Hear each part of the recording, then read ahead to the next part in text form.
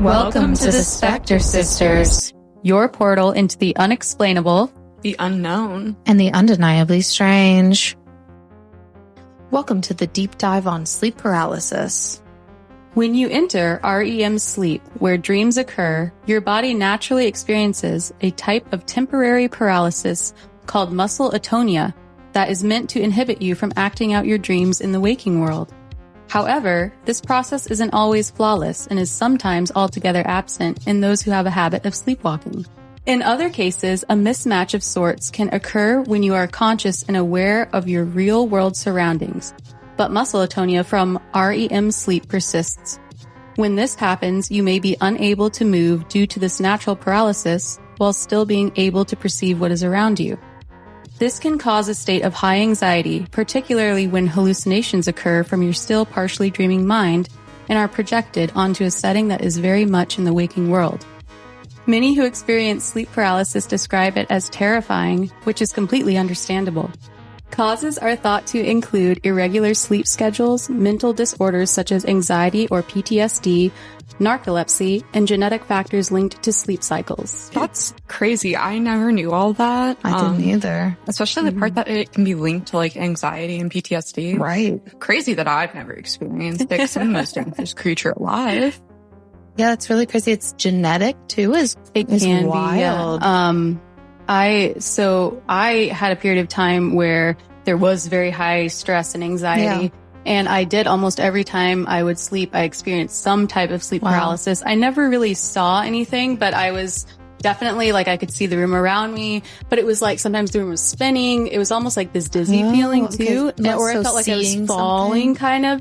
Yeah. And also it was weird because I would try to move my hand and I would like feel like I moved it, but there was like a lag almost, and it would be like 5 seconds later it would move or something. Like it was weird stuff like that.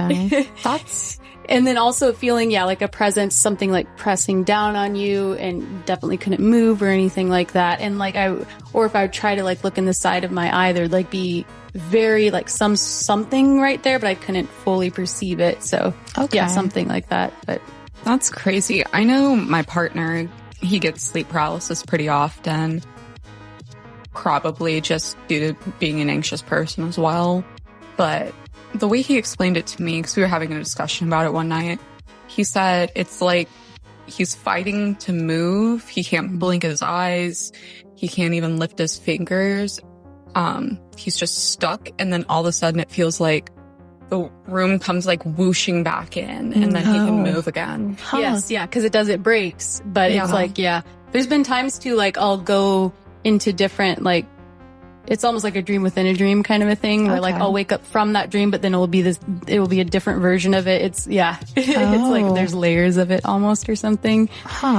Or like I'll fall back to sleep and then actually be dreaming and then wake back up into that paralysis state. Yeah. Honestly, though, that hasn't happened for years now, that's great. Very nice. Yeah.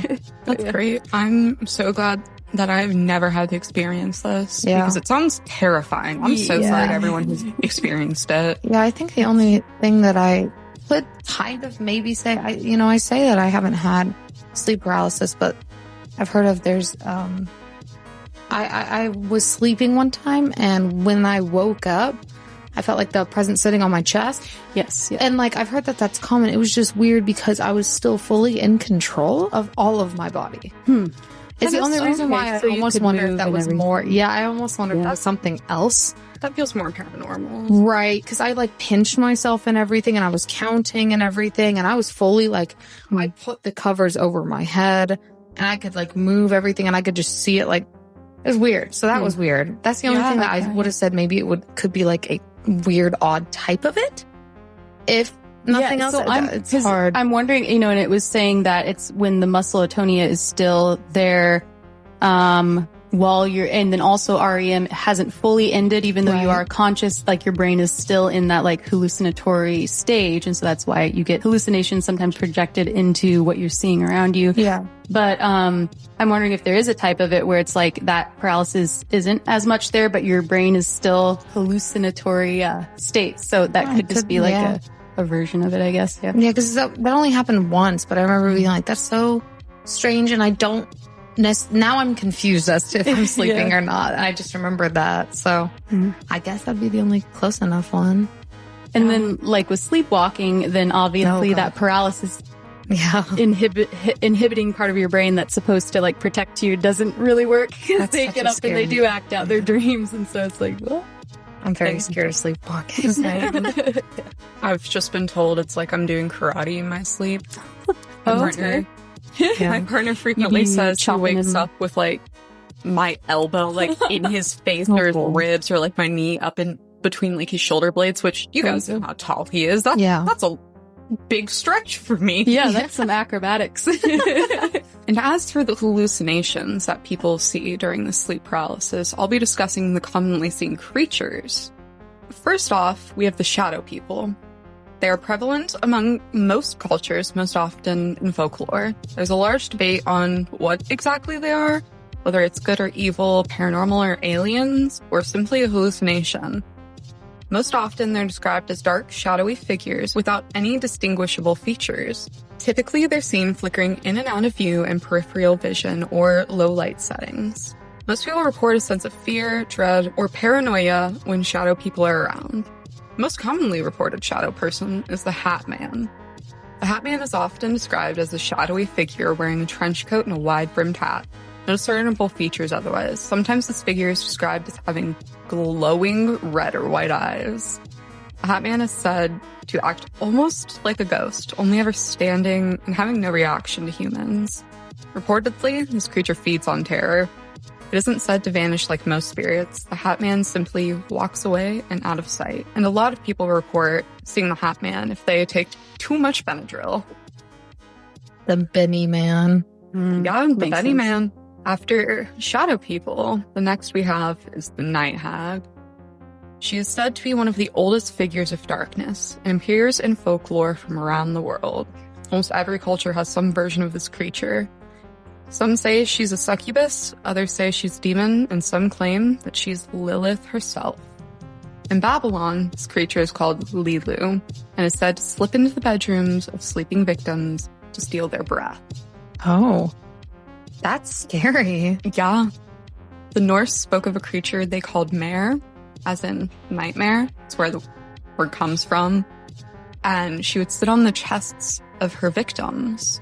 Night Hag has many names across many cultures, but almost all of them describe her in the same way. She appears to be an old, wrinkled woman with long, unkempt hair, claw-like nails, and hollow eyes. She's said to appear sitting on your chest at night, immobilizing you and stealing your breath. It's commonly said that she exists in the in-between and is strongest during the crescent moon. Maybe the Night Hag is real, or maybe she's just another hallucination. That's the closest to mine, kind of. Yeah, with the chest pressure and everything. Yeah. It's just crazy that, much like the shadow people and the succubi and incubi that I'll be talking about next, they're seen across all cultures and folklores. Wow. Almost every country has an account of it, whether it's the Lilu, the mare, we call her the Night Hag. Apparently in the South, people call it riding the witch. Oh, okay. Weird. Yeah, but these creatures are seen in pretty much every folklore, and it's super freaky. Yeah, and I mean, I've technically seen like a bunch of Hat Man, but I was walking. Me when I have all these weird stories that are like not. That's freaky. Yeah, I was like, They're just probably trying to sell you hats or something. oh, I wish. No, it was horrible. Haberdasher. Isn't that a haberdasher? Yeah. Yeah, that's what Is that actually? Yeah, a I learned- haberdasher, a hat seller. I've learned. I like new that word. things. I like that. Yeah. Yeah, no, I remember it was I remember everything about that day. I'd been playing Chicken Smoothie. Of course, yes. Amen. Collecting, little virtual pets because my sister got me into it. And then I was staying the night with my friend and we watched a Goosebumps movie. It was that's the where you Ghost went Next wrong. Door. No, Yeah. it That's wasn't where scary. everything went That the wrong. haberdasher boy. really likes those, and he, that it calls. I think that one. Well, it was funny because I was kind of frustrated with the movie, the Ghost Next Door, or whatever, the Boy Next Door one. I was frustrated with it. Like, it didn't scare me or anything. I was more like, come on, type of thing. You're like, I want to be more scared, and so Kinda. Hatman was like, eh. I got you, bro. Yeah, so I went to sleep, and when I woke up, I had to go to the bathroom really bad. And my friend's one bathroom was on so her room was on one side of the house. So you had to pass through the living room to get to the bathroom. So I got up, and when I went out to the living room, there was at least like 15 to 20, like floating though, which is what's weird, but very clearly with the hat and everything, like floating there. It said he's ghost-like, so. Yeah, it was very odd. And they were just silently watching me. And it sounded like a bunch of like little whisperings. And some people do report hearing whisperings from the Batman or the shadow people. I was not really a fan of that experience, to be honest. And I remember going back into bed and being like, I'm just going to pretend that never happened. Yeah. But it's weird because obviously I was up and out of bed. And like, Possibility? Were you sleepwalking? No. oh God, I hope not. That would have been the only time because I never did growing up. Yeah, that's true. I don't know. That's crazy. You just said the Hat Man. I was like, wait a minute. I know him. Yeah. I hardly know him. Thank you, Zoe, for that one. Why is there so many dad jokes on this show? Yes, we've discussed this before. And it's happening again. You said alien mob, don't even get started. I was re-listening to that today. Alien mob? Yeah. And I don't even remember that. Stops seriously talking, goes, wait, the alien mob? Okay, yes, I think Now I recall. Yeah. Busted. Succubi and incubi are creatures that are found in folklore from around the world, much like the other sleep paralysis demons that we've already covered. Stories of these creatures date as far back as ancient Greece. Christianity and Judaism consider them to be the children of Lilith, the demon who is said to be the mother of all monsters. The succubi and incubi appear in the dreams of humans in an attempt to seduce them. Their goal in seducing I'm so sorry. A real account of one now. Their goal in seducing these humans is to breed offspring that are called Cambion, a demon-human hybrid. The demons can even kill the humans after a prolonged period of involvement. Some say these demons appear as gorgeous humans with bat wings or horns. Others say they appear as monstrous creatures with multiple rows of teeth and long, sharp claws. Regardless of description, these demons have haunted the dreams of humanity for a very long time, seem to continue to do so. Are they real, or are they simply a shared delusion that's been passed down through folklore? That's terrifying. No thanks. A great example of a succubus is Jennifer's Body. Oh, okay, yeah. I thought you were just about to name drop an actual person. A person that I know. This succubus I know. Succubus, I know. I just casually know a succubus. She's like super cool though. Well, she's chill. Yeah. Most of the time. Most of the time. Don't sleep around her. Yeah, succubus are super creepy. Yeah. So incubus, I don't know. I think there's a possibility that they're real, especially just appearing in Christianity and Judaism because of being children of Lilith, because she's a very prominent character in both religions, said to be the original wife of Adam. Yeah. Yeah. I think she appears mainly in the Talmud or Judaism. I believe so. That's the one. I don't think she appears in Christianity. I think it's more of I don't know. Jewish? It's more of a Jewish, like they added on, I think, or they have their own version of that part, like Genesis. Yeah, I'm not sure. I haven't looked into it that much, to be honest, but I've heard the name and heard that, like, Yes. Mother of all demons. Yeah, that one. I know she's briefly mentioned in, like, some Catholicism. Okay. But it's not very widespread. Right, yeah. Same with, I know Christianity, it's not very widespread either, but that's still, like, either way, regardless of whatever, even if it's, like, I don't even know how to describe it. If you wanted to, like, say, along the lines of Christianity speaking, maybe it could be like a form of Satan or something like that. I'm not like sure. Demons, yeah. Yeah. So if you want to demons of lust or something. Yeah, like if you're looking at it Christianity-wise, which, Lilith appears in Christianity, but just, like, as a demon, I think, right? I think probably. Yeah. I think so. So that's an interesting thing on its own anyways, but, like, yeah, I guess if you're a bad person, I've never heard of anyone seeing any. I've never heard of anybody seeing a succubus or an incubus before. I just hear about it a lot in like pop culture. Like it's a very common thing. Yeah. I read a book called Succubus. Oh. And it was about this band. It was a trio of women, and they were actually succubus, and That's like they would take lucky participants that were chosen from the crowd every night. They were called the mothers and brought onto the tour bus and like seduced by these demons, and they would like feed off of their live. Yeah, I see, like, and none of that sounds, it's kind of crazy because succubus has been like, anytime I had heard it in recent history, it's like made out to be like a good thing, but it's like, hold on. No, It's yeah, so no. awful. No. Nope, that's like the worst. No, thank you. Yeah. Oh yeah, like to describes like a lady who's like very You're like attractive a or something. succubus. You're And it's like, yeah, wow. ooh, that's not a compliment. Like seducing is very similar. Like even the word is similar. And I'm like, that's not, I'm okay on all that actually. Yeah, honestly. And like we see that in Jennifer's body as well, where Needy says, Jennifer, you're killing people, and she goes, no, I'm killing boys. Like that's not a good thing. No, Oh my gosh. no. Like, yeah, that's a whole strange thing. I've never heard of that for sleep paralysis, but I guess if you're dealing with that, you're a freak. No, I'm just kidding. I'm sorry. Yeah, all of these creatures are just super freaky. Yeah. I hope to never see any of them. I do joke about wanting to see the Hat Man. Or like or like my friend Sam's my favorite candle she's ever made was called I Can Only Take Dayquil because I owe the Hat Man money, and I think that's hilarious. I was choosing That's between the name that of the one. candle. Yes. Yeah. She has another one that's like, I think, oh my gosh, what'd she call it? She's like, I have one up it's like there Bigfoot lit. or something. Yeah.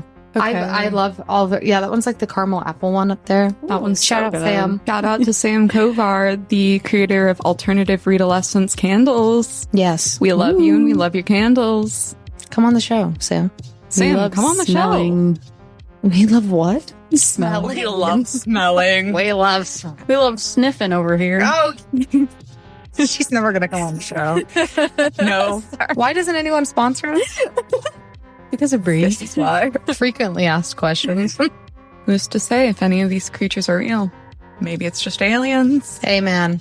It's always aliens, guys. I'm telling you. Probing you in your sleep. Alrighty. And that's why you get sleep paralysis. Hear me out. It makes sense. It all comes around. Yeah, it's all just aliens abducting you and making you see these things that aren't really them. Running tests on your brain. Yeah. while you're still awake. Yeah. See, we've got it all figured out. It's like trying to, so they're doing what everybody does as a kid whenever you go to the fridge and you try to like balance the light in between, or like balancing a light in a room right in between. Yeah, That's what they're doing with people and sleeping. okay. And I rest my case. No further question.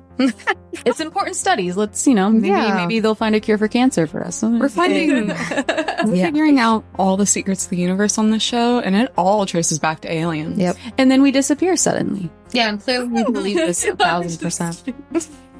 I don't want to disappear. Don't abduct me. Don't abduct me. Wink. Okay. No. Gurgle. Nixie sounded like a crow. Crow that was gurgling. Over here on Spectre Sisters, we are experts in unhinged behaviors. Yes. Yeah. That's what we excel in. And I wanted some outside personnel stories. So I was digging around the r/lucid dreaming Reddit forum for others' true accounts of their own sleep paralysis. One user, BlackCode9, says, I woke up in the middle of the night, but I must have still been dreaming. Everything was dark, and I sleep with my door shut.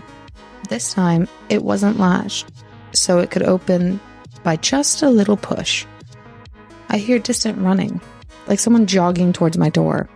It sounded oddly human, but I assumed it was my cat. I hear something outside my door and saw the door slowly open. It's very dark, but I see it slowly opening up at this point. I'm still not scared, and I naturally thought it was my cat walking in and pushing the door. I called out to her, saying, come here, kitty, quietly. I waited a few seconds, and nothing.